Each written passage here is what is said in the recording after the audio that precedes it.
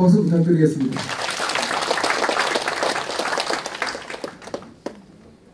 소개받은 예비역대령 이영규입니다.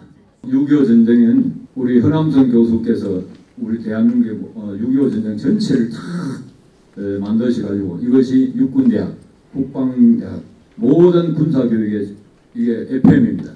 이것을 제가 이제 파워포인트로 만든 내용인데요.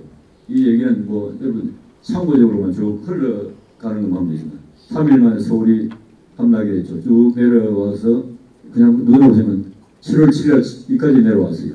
주요 전투들이 나오고 7월 12일이 2군단이라는 우리 한국군이 다시 창설이 돼가지고 이렇게 나오고 낙동강 방어전선이 형성됩니다. 그러나 아까도 설명했지만 영동에서 이 마산 진동까지는 아무런 배치가 없었어요. 그런데 이런 틈을 타서 적 육사단이 호남에서 우회를 해서 바로 아무도 지키지 않는 이쪽으로 바로 공격을 해서 마산 부산을 가려고 이렇게 했죠. 만약에 여기서 하도 급해서 미 24사단이 깊이 저쪽으로 27년대가 진주 쪽으로 투입이 돼가지고 했습니다. 그러나 역부족이었죠. 7월 30일 진주가 피탈이 되고 결국 낙동강 방어선 안쪽으로 쭉 들어와 버리게 됩니다. 그래서 이제 8월 공세가 마지막 전투가 벌어지고 있는 이런 상황이고요.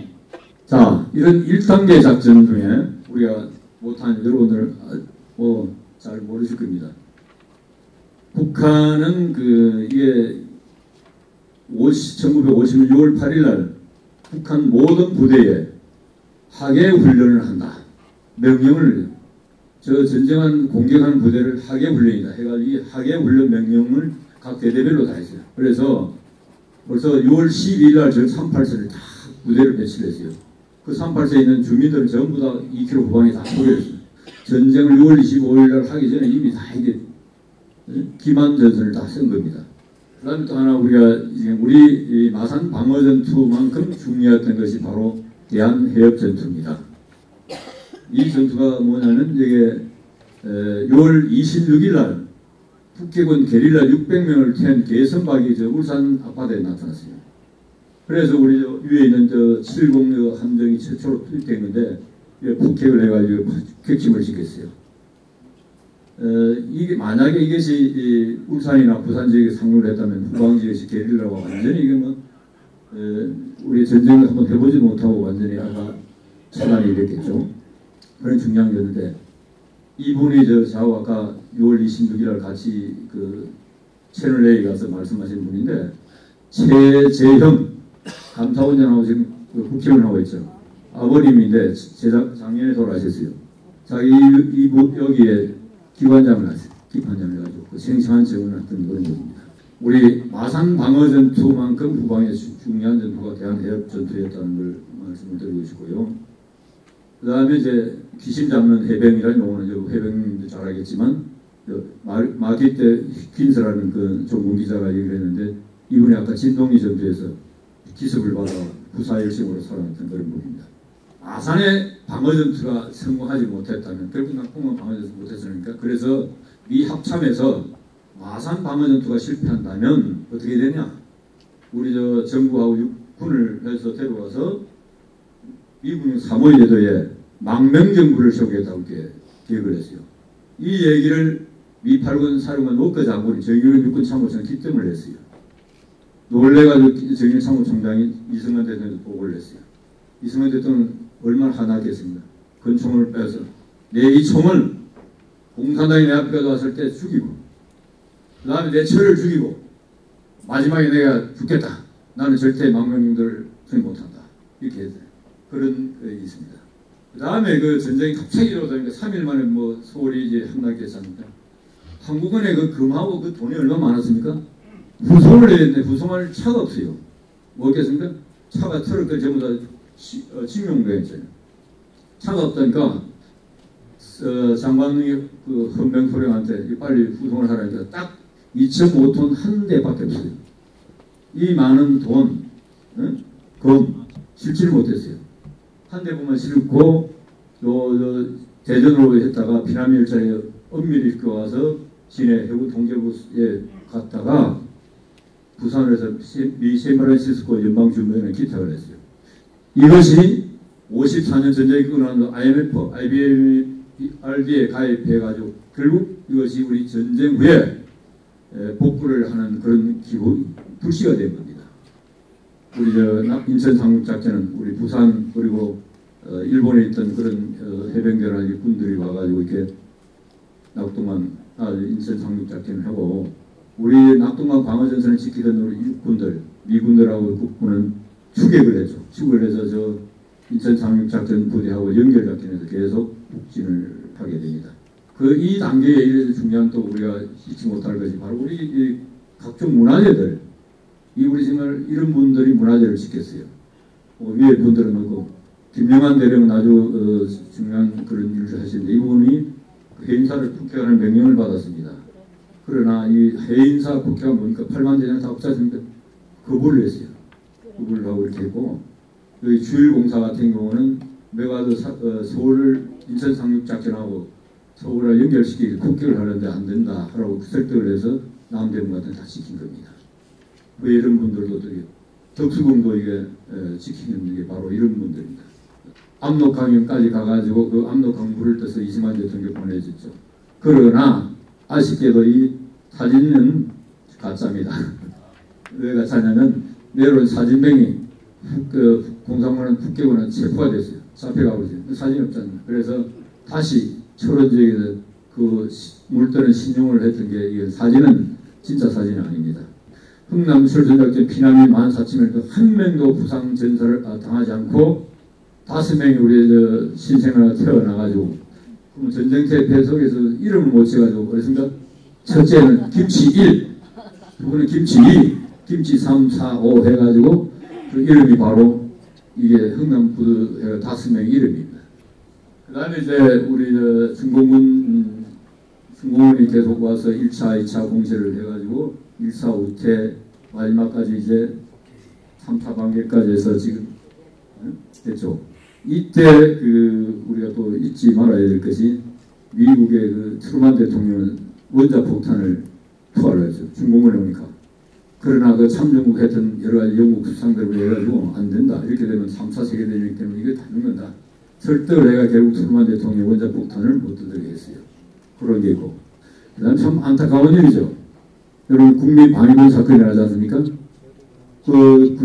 징기 못한 이런 사람들 후방 예비부대를 편성을 했는데 이 친구들이 75억 양보까지 해서 실버 횡령을 해서 결국 이 부대는 해산이 되고 장관도 사표되고 이 간부들은 횡령 간부들은 사형을 당했죠. 이런 일이 있었습니다. 그 다음에 우리 6.25 전쟁하면 중공군이 중공군만 이렇게 들어온 걸로 했는데 보시마지 중공군 말이 소련군도 조종사 313명을 포함해서 이런 많은 2만 명이 소련군도 했어요. 소련군이 모르지만 중공군 길을 달고 중공군 복장을 해서 있었습니다. 미군도 알고 있었습니다. 미군은 알았는데 왜 묵가를 했느냐. 미소 군사 경쟁이 크게 일어날 것 같아서 그렇게 묵가를 했던 그런 내용이 있습니다. 그 다음에 이게 참 유명한데 우리 전방에 싸우려고 그러면 물자를 지원하지 않습니까? 싸우는 우리 병사들이 전투병력을 물자 지원 못합니다. 누가 합니까? 우리 시계부대 유명하지 않습니까? 그래서 이 8군 사령관 벤플리트 장군은 만약에 이런 분이 노무자가 없었다면 10만의 미군이 더 투입이 됐어야 한다고 이렇게 칭찬을 했어요. 이거 유명합니다. 미국의 100대 전쟁 영웅이라는데 사람이 아닌 사람이 영웅이 한 명 있어요. 누구냐? 바로 레클리스입니다. 계급이 하사고 미 훈장도 2개를 탔어요. 이 말인가 말. 여기 우리 군대 가도 오신 분들 알지만 이게 100mm 무반동체입니다. 이게는 사람이 이제 외국 못 가잖아요. 여기 포탄입니다. 포탄을 이 말이 고지까지 올라오고 그래서 이게 미의 100대 전쟁 영웅 중에 하나입니다. 이걸 기념해서 미 해병대 박물관 해병기지 기지에 동상을 제명한 겁니다. 우리 해병대 분들 잘 아시겠죠? 자, 그럼 마지막 이제 4단계는 이제 이렇게 있었죠. 빨간마우라. 이분이 조정사는 언제 출하할지 몰라요. 출하가면 조정사를 구출해야 되는데 잘 보이지 않지 않습니까? 이 단장이 강릉의 시장터에 가서 빨간 비단 걸 가져와서 모든 조종사한테 걸어줬어요. 그것이 발견이 그것 때문에 이제 발광마루가 만들어진 거고요. 그 다음에 제일동포가 642명이 참전했어요. 140몇 명은 전사하고 이렇게 행방불명이 되는데 안타깝게도 미군 소속 265명 다시 일본을 복귀해서 진작했나. 그러나 우리 대한민국 군으로 편입된 인원들은 고향에 일본으로 돌아가지 못하고 한국에서 돌아가신 분도 있고 그런 참 쓸쓸하게 지냈습니다. 자, 이제 그럼 제가 전공인 심리전인데 이걸 뭐 여러분 심리전이라는 것은 삐라를 부리고 방송을 하고 어떤 걸 해서 저기 사기를 죽이고 우리는 전의를 고칠 수 있고 전쟁이 싸우자고 이기는 방법이 심리전이고 싸우더라도 최소 피해로 전쟁에 승리하는 것이 심리전입니다. 이거는 지금도 계속되고 있는데요. 아까도 잠깐 말씀드린 이 북계군들은 전쟁하기 전에 위장평화전술로 훈련 명령을 보냈고요. 하기 전에 벌써 게릴라 침투를 2,000여 명을 보냈어요. 남부당하고 같이 할 수 있도록. 이미 전쟁하기 전에 미국 북한 그 역사책에다 공간사라는 그런데 그 역사책에다가 미군이 지금 북침하고 있다는 걸 이미 다 공간에다 해놨어요. 이렇게 허위적으로 이렇게 만드는 거고요. 그런데 우리도 그 심리전을 했는데 이승만 대통령께서 여러분 기억하시는 모르지만 북침 통일 막 이런 말씀을 하지 않습니까? 우리한테는 뭐 이렇게 사기 돌리고 좋은데 이것이 나중에 북계군은 야 봐라 이승만 대통령도 북침하자 그러니까 이게 북침을 방어하기 위해서 우리 선제공격을 해야겠다 그래 남침을 했다는 그런 증거를 주게 됐고요.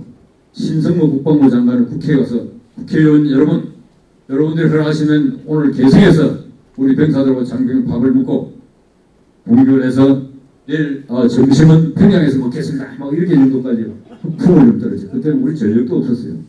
오히려 저는 사기를 올리지만 우리 자만하게 만들었던 그런 내용이 되고요.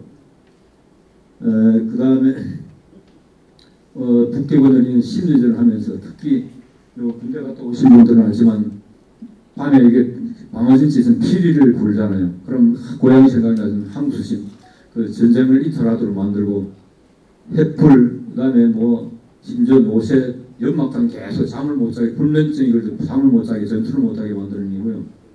그다음에 저 콩기름 같은 걸 막 뿌려서 방어진치에 그냥 콩기름만 하면 졸합니다. 졸고 방어를 못 하게 하는 이런 얘기도 있고요. 그다음에 연을 만들어가 삐라를 뿌리고 저기 연 저런 얘기죠. 연 시간이 없어서 그냥 이게 유명한 북계군의 그 삐라입니다. 삐라. 혹시 기억이 나면 모르면 보십시오. 야, 너희 전쟁하면서 부상을 당하면 그때 부상비가 7만 원입니다. 그리고 전사를 당하면 12만 원입니다.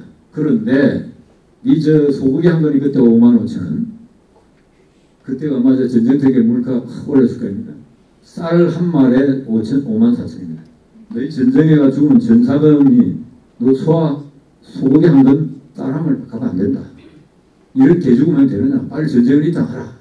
그러나 신성모를 포함해서 정치 고작대나 미국 놈들은 바로 먹고 잘 살잖아. 이런 얘기입니다. 뭐 이 전쟁 해모증을 불러일으키는 거예요. 그리고 이제 우리는 이제 이런 옛날에 안전증이죠.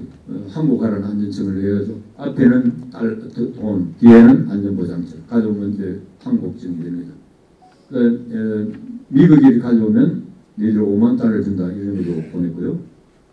이가 중요한 얘기인데요. 우리가 나중에는 그 공군에 훨씬 유해문이 우시했지 않습니까? 계속 폭격을 하고 그러니까 북계군에서 폭격을 못하도록 주요 시설에다가 지금 민간인들 다 그냥 손잡고서 폭격을 쓰고 있어요. 우리 전쟁 아무래도 민간인 폭격하면 안 됐습니다. 그래서 헬기나 아니면 방송을 하든 학생기 방송에서 빨리 나가라. 언제 폭격한다. 삐라를 부려가지고 해서 이 공습 예보 전단입니다. 그 다음에 중공군한테 너희 고향에 봐라. 너희 와이프나 너희 누나나 이런 데가 너희 지키고 있다. 빨리 전장을 이탈하라는 이런 사기제화시키는 삐라를 부르죠. 이러한 전쟁 때의 심리전, 지금도 김일성을 포함해서 김정은까지 이런 심리전을 계속하고 있습니다. 지금은 국무위원장에는 김정은이가 정찰국이라는 데 하고 조선노동당 통일전선부에서 이런 데 해가지고 지금은 주로 삐라나 뭐 이런 방송하지 않지만 전선에는 그 지금 하고 있지 않죠. 우리도 하는데 사이버 PC로 해가지고 계속 하고 있는데요. 김정은이는 이 사이버는 원자 폭탄만큼 더 유력이 강하다. 사이버 전쟁을 하라고 계속 심리전을 하라고 얘기하고 있지 않습니까? 지금 얼마 전에 여러분 창원 간첩단 사건이라든지 민노총 사건이 무엇인가 지령들이 많이 하죠. 이 전부 다 심리전 차원에 했어요. 자, 마지막입니다. 마산 방어전투는 아까 모든 분들이 말씀을 하셨지만 낙동강 방어전투 중에 4대 전투 중에 하나지만 그러나 최후 전략적인 부분이었다. 그래서 저는 이것은 우리의 구국의 성지다라고 해요. 구국의 성지다. 이게 보국의 구국의 성지라고 얘기를 하고 있고 6.25 전쟁의 가장 결정적인 게 기록되어야 함을 저는 당연히 주장을 합니다. 오늘 이런 자리를 만들어주신 우리 배드빈한테 정말 존경과 감사 인사를 드립니다. 충성! 6.25 전쟁은 유엔이나 국군뿐만 아니라 여기 계신 모든 분들이 함께 수행한 전쟁입니다. 세종의 참혹한 상이라도 나라를 지키겠다는 수많은 선배들이 희생이기 때문에 오늘 우리가 있을 수 있지 않습니까? 부정성, 전쟁을 하지 않고 이기는 방법이 있습니다. 그 다음에 전쟁하도 최소 피해 전쟁인데 바로 제가 설명을 깊이 안 했지만 삐약, 방송, 그 다음에 우리 사이버에서 북한 주민들한테 너희들이 그렇게 못 살고 있다. 개핵 개방, 그 다음에 인권이 있다. 이런 건 북한 주민들도 몰라요. 자기가 얼마나 못 살고 있는지, 자기가 인권을 당하고 있는지 비교 대상이거든. 그런 거를 우리 사이버나 방송이나 삐라를 이렇게 풀으려고 제가 계속 조선일보나 많이 신문에도 많이 내고 했는데 여러분들 지난 재작 2020년이니까 전담금지법이라 해가지고 북한의 김여정이가 너희 전담 뿌리고 방송하면 이게 개성 그 공단도 그 폭파해버리겠다 해가지고 폭파도 했는데 그래서 소위 김여정 하정법이라는 전담금지법이 됐어요. 저는 매일 주장하는데 우리 전담금지법 보셔라. 다시 삐라를 뿌리고 방송을 해서 북한에 있는 주민들이 자기 실상도 알고 스스로 밑에서부터 혁명이 일어나서 구태타가 일어나서 김정은이나 이런 일을 오셔버리고 자유평화통일을 하자는 저의 개인적인 주장입니다. 북한에서 가장 무서워하는 게 뭔지 아니까 한미연합 자산이 와서 훈련하는 게 중요한 게 아니고 그거 안 해요. 우리가 공격을 하겠습니까? 공격 안 해요. 그러나 제일 중요한 것은 방금 말씀드린 삐라 부리거나 방송하거나 사이버를 해서 북한 주민들한테 우리가 못 살고 인권이 짓밟히고 있다는 이런 사실을 알릴까봐 우상화된 김정은의 그 우상화가 아니다는 걸 알릴까봐 그것을 못하게 가장 무서워합니다. 그래서 김정은이 너희 우리 안보의 가장 핵심적인 핵 미사일을 포기하라. 그럼 우리 대북 심리전 안 하겠다고 지금 매일 협상의 카드 하라고 주장하는 사람입니다. 시간만 나와서 더 말씀 올리겠습니다. 감사합니다.